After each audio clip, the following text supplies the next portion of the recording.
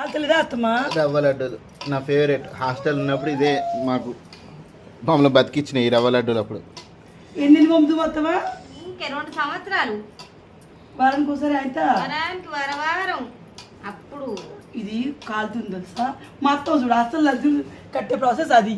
నేనేమో ఇట్లా కల్లాయే అటు కళ్ళు 11కి అందరు వేయినాక అటుకులు వేయించుకొని పోపేసి మళ్ళీ చింతపండుతో నూరి తాలు పెట్టి అన్ని సంచులో పెట్టి మళ్ళీ పండుకోదు. అవునా అత్తమా? మళ్ళీ పొద్దున్న దాకా మంది అయ్యి మరి అదే ఎప్పుడు పోయాలి? ఎవరో ఒకరు ఒక్కొక్క వారం ఒక్కరు పోతారు ఇయడానికి.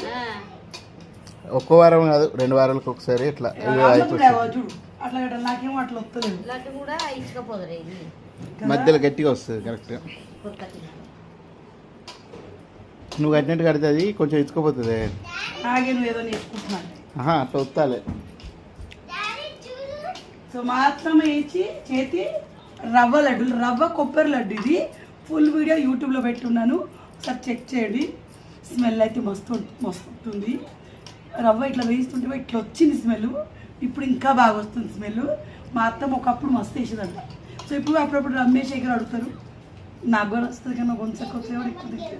సో రెసిపీ కావాలంటే ఇట్లా చూసేయండి. బాయ్. మన దగ్గర